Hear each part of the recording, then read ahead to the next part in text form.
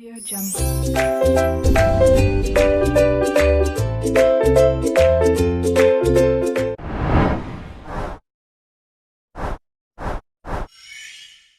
Assalamualaikum warahmatullahi wabarakatuh. Nama saya Putra Anggraini dari Pendidikan Fisika 2019. Di sini saya akan mencoba menjelaskan sedikit materi tentang listrik arus bolak-balik. Nah, simak terus ya materinya. Selamat menyaksikan. Nah, kita masuk ke materi ya. Nah, apa sih arus AC itu? Nah, arus AC yaitu arus listrik yang besar dan arahnya selalu berubah terhadap waktu. Tegangan atau arus bolak-balik adalah tegangan atau arus listrik yang arah serta besarnya berubah secara periodik menurut suatu cara tertentu. Sumber arus bolak-balik yaitu generator. Arus bolak-balik yang prinsip kerjanya pada perputaran kumparan dengan kecepatan sudut omega yang berada di dalam medan magnetis. Sumber GGL bolak-balik tersebut akan mengakibatkan atau menghasilkan tegangan sinusoida berfrekuensi F. Nah, sumber tegangan bolak-balik yaitu generator. Nah, kita dapat melihat di sini grafiknya ya. Di sini grafiknya arus terhadap waktu yaitu berfluktuasi. Apa sih fluktuasi itu? Fluktuasi itu berubah-ubah, tidak konstan. Jadi selanjutnya. Nah, arus dan tegangan bolak-balik. Arus tegangan bolak-balik ini memiliki persamaan, yaitu persamaan tegangan arus bolak-balik dan persamaan kuat arus bolak-balik. Nah, persamaan tegangan arus bolak-balik yaitu V sama dengan V maksimal dikali sin omega T. Nah, sedangkan persamaan kuat arus bolak-balik yaitu I sama dengan I maksimal kali sin omega T. Dengan omega-nya itu yaitu kecepatan sudut. Satuannya rad per second. Dan T itu waktu, ya, satuannya second. Nah, apa sih omega tuh? Omega adalah 2πf atau bisa juga 2π per T, yaitu dengan F sendiri adalah frekuensi dan T adalah periode. Dengan nilai Pi dalam rumus omega yaitu 180 derajat dan nilai Pi dalam rumus VR dan IR yaitu 3,14 atau 22/7. Omega kali T itu menghasilkan theta, yaitu theta itu adalah sudut fase.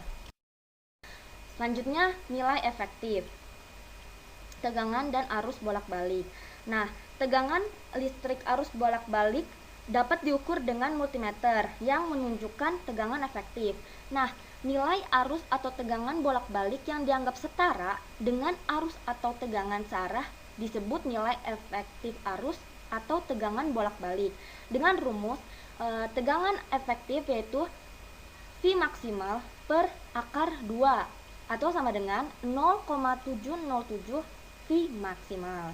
Dan kuat arus efektif sama dengan kuat arus maksimal dibagi akar 2 atau sama dengan 0,707 kuat arus maksimal. Nah, keterangannya di sini yaitu I nilai efektif arus bolak-balik dengan satuannya ampere.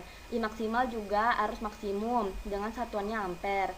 V nilai efektif tegangan bolak-balik satuannya volt. Dan Vmax adalah tegangan maksimum atau volt. Nah, nilai efektif ini arus dan tegangan yang setara dengan arus dan tegangan searah atau DC pada waktu yang sama, di mana energinya sama dengan hambatan yang sama. Nah, nilai efektif ini dapat diukur dengan menggunakan ampermeter AC, galvanometer AC untuk arus, dan voltmeter AC untuk tegangan. Rangkaian resistif. Nah, rangkaian resistif ini adalah rangkaian yang terdiri dari sebuah sumber tegangan bolak-balik dan sebuah resistor. Nah, karena resistif ini tidak mempunyai induktansi dan kapasitas, nah yang tadi saya bilang adalah hanya memiliki resistor dan AC ya, sumber tegangan. Nah, maka tidak dipengaruhi oleh perubahan medan magnet di sekitarnya. Nah, arus dan tegangan bolak-balik ini mempunyai fase yang sama. Berarti dari kita melihat bentuk gelombangnya ya. Di sini kita dapat melihat di mana tegangan dan kuat arus itu sama-sama dimulai di titik yang sama ya. Nah, titik yang sama. Nah, dengan rumus yaitu seperti yang di atas ya. VR sama dengan Vmax kali sin omega T. Ini kalian bisa dapat melihat sendiri ya. Selanjutnya yaitu rangkaian induktif. Rangkaian induktif yaitu rangkaian yang terdiri dari sebuah sumber tegangan bolak-balik dan sebuah induktor. Nah, pada rangkaian induktif ini, arus listrik mempunyai fase yang berbeda dengan tegangan. Nah, hal ini menyebabkan bahwa tegangan mendahului arus dengan beda fase sebesar 90 derajat. Nah, dapat kita melihat di sini bentuk grafiknya ya, bentuk kursornya ya, seperti ini. Dengan rumus yaitu IL sama dengan Imax kali sin omega T min 90 derajat atau pi per 2 dan PL sama dengan Vmax kali sin omega T, dimana Imax yaitu Vmax per XL. XL adalah hambatan pada induktif. Hambatan pada induktif adalah Vmax per Imax dan tegangan efektifnya yaitu sama dengan V efektif per hambatan pada induktif, yaitu XL atau hambatan pada induktif ini sama dengan V efektif dibagi I efektif, atau bisa dibilang tegangan efektif dibagi kuat arus efektif. Lalu selanjutnya yaitu rangkaian kapasitif. Rangkaian kapasitif ini adalah rangkaian yang terdiri dari sebuah sumber tegangan bolak-balik dan sebuah kapasitor. Nah, rangkaian kapasitif ini memperlihatkan sebuah rangkaian yang hanya terdiri dari elemen kapasitif dan generator AC gitu kan. Nah, kebalikan dari rangkaian induktif, rangkaian kapasitif ini adalah rangkaian yang kuat arusnya mendahului tegangan, di mana kita melihat di sini rumusnya kuat arus kapasitif sama dengan kuat arus maksimal dikali sin omega T ditambah 90 derajat dan Vc sama dengan Vmax kali sin omega T, di mana Imax adalah Vmax per hambatan kapasitif, di mana hambatan kapasitif ini yaitu sama dengan Vmax per Imax, dan kuat arus efektif sama dengan V, di mana V sama dengan V efektif per hambatan C, dan hambatan C bisa juga dicari dengan tegangan efektif dibagi kuat arus efektif. Ya, selanjutnya yaitu rangkaian RL seri. Rangkaian RL seri ini adalah rangkaian yang disusun oleh hambatan dan induktif. Nah, hambatan seri R dan XL dihubungkan dengan tegangan bolak-balik V, di mana VR sama dengan I kali R dan VL sama dengan I kali XL. Masing-masing VR adalah beda potensial antara ujung-ujung R, dan VL sama dengan beda potensial antara ujung-ujung XL. Nah, seperti yang dilihat yaitu rangkaian RL. Nah, kita lihat ya rangkaian RL. Itulah sebabnya rangkaian RL disebut seri karena mereka tidak bercabang rangkaiannya. Nah, kita lanjut ya. Berdasarkan diagram fasor diperoleh hubungan. Nah, kita lihat diagram fasor di bawah rangkaian RL. Nah, diagram fasor ini seperti bentuk kayak rumus Pitagoras, dimana V-nya itu adalah sisi miring dan VL dan VR-nya itu adalah masing-masing samping dan depan gitu kan. Nah, sisi miring ini adalah sisi yang paling panjang di antara sisi-sisi yang lain. Jadi untuk mencari Pi-nya itu sama dengan akar dari PR kuadrat ditambah PL kuadrat. Nah, didapatkannya itu ya. Dan lanjut, dan Z sama dengan akar dari R kuadrat ditambah XL kuadrat. Kuat arus yang mengalir pada rangkaian ini yaitu I sama dengan VT per VL per Z. Ini adalah diambil dari hukum Ohm, dimana hukum Ohm itu adalah I sama dengan V per R. Jadi R-nya itu diganti dengan Z. Nah, kita lihat ya, karena Z itu adalah seperti yang udah diketahui di diagram fasor, dimana Z sama dengan R kuadrat ditambah XL kuadrat, maka I sama dengan V per akar R kuadrat ditambah XL kuadrat. Nah, seperti itu. Selanjutnya yaitu rangkaian RC seri.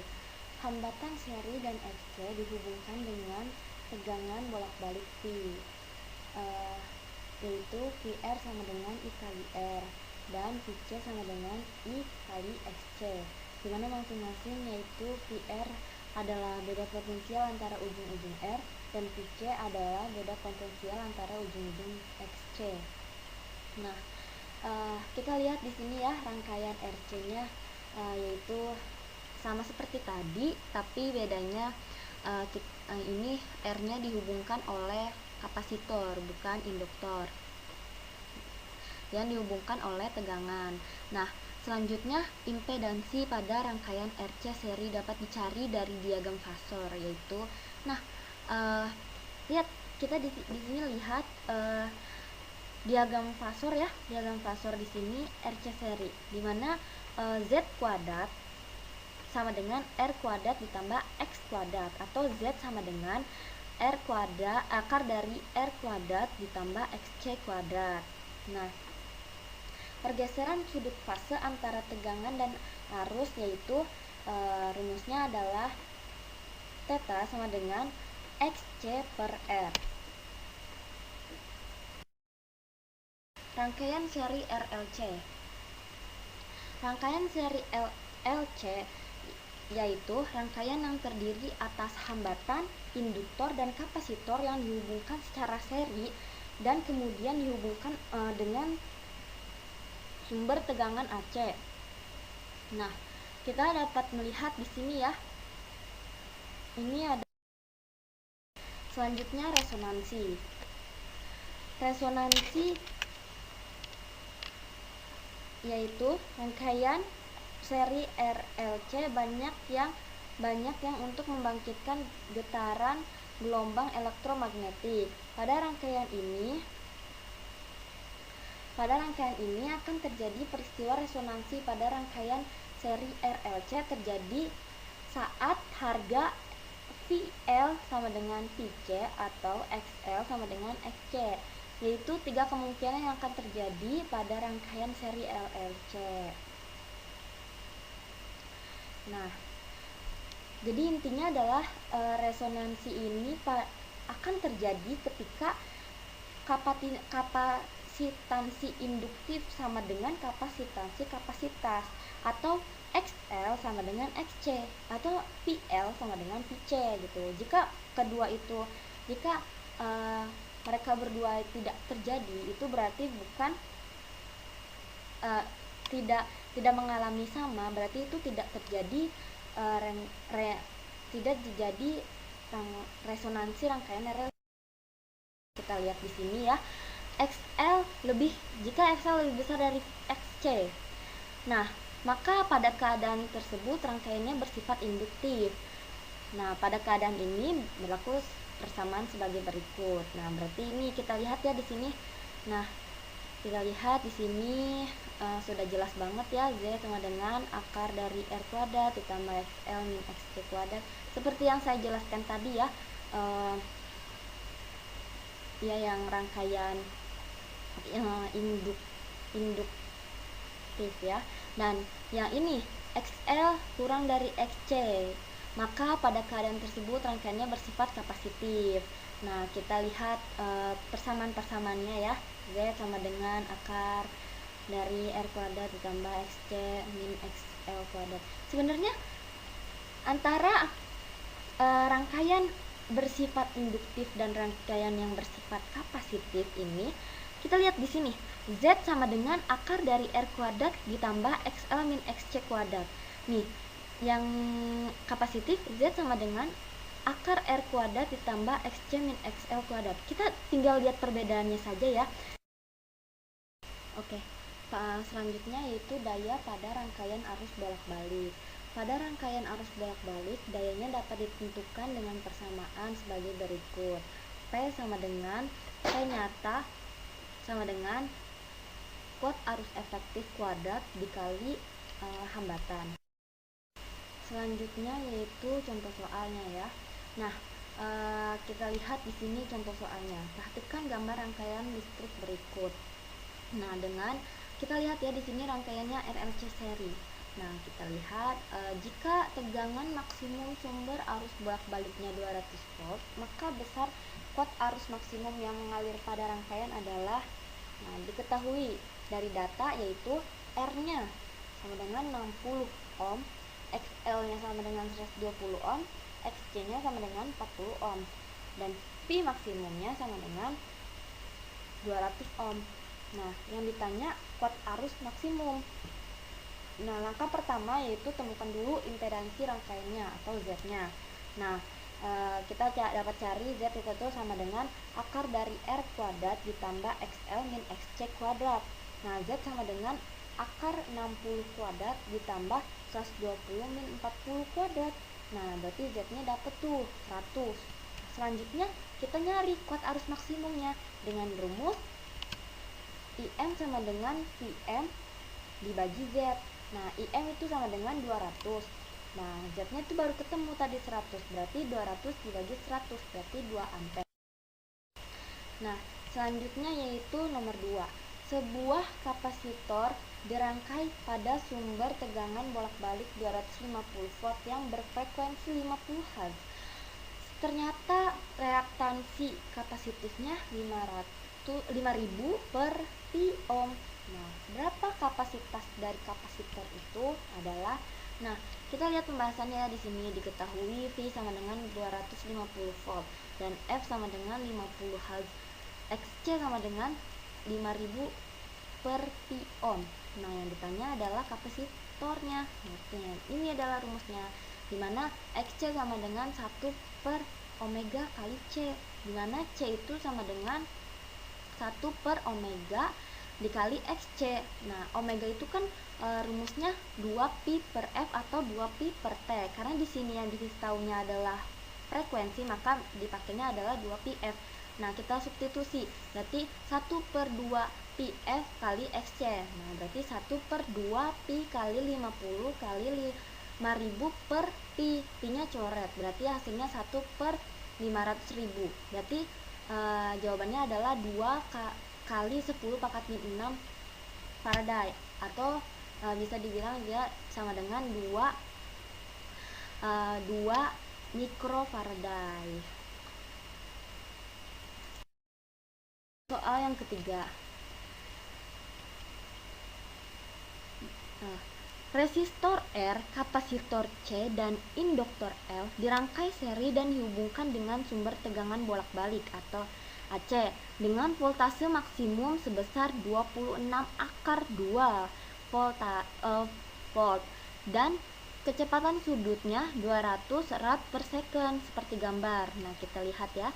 Nah, jika R sama dengan 12 ohm, C sama dengan 500 mikrofarad dan L sama dengan 75 mH, hitunglah reaktansi yang A reaktansi induktif, yang B reaktansi kapasitif, yang C jenis atau sifat rangkaian, yang D impedansi, yang E arus maksimum, yang F arus efektif. Kita lihat pembahasan soal, yaitu yang A reaktansi induktif, yaitu rumusnya adalah XL sama dengan omega kali L, dimana yang tadi kita lihat ya omeganya 200 dikali 0,075 yaitu sama dengan 15 ohm. Nah yang kedua, reaktansi kapasitif atau XC ya, XC sama dengan 1 per omega kali C. XC sama dengan 1 per 200 kali 500 kali 10 pangkat min 6, itu karena disitunya mikrofarad ya, berarti mikro itu kan 10 pangkat min 6. Nah berarti X nya sama dengan 10 ohm. Jadi jenis rangkaiannya itu adalah rangkaian di atas, karena XL nya lebih besar dibanding SC, maka kita dapat menyimpulkan bahwa rangkaian itu bersifatnya induktif gitu kan, sehingga arusnya ketinggalan 90 derajat terhadap tegangan atau V-nya gitu kan. Nah, impedansi Z pada rangkaian RLC yang D, Z kuadrat sama dengan R kuadrat ditambah XL dikurang XC kuadrat. Z kuadrat sama dengan 12 kuadrat ditambah 15 min 10 kuadrat. Z kuadrat sama dengan 144 ditambah 25. Z kuadrat sama dengan 169, dimana Z sama dengan akar 169, jadi akar 169 yaitu 13 ohm.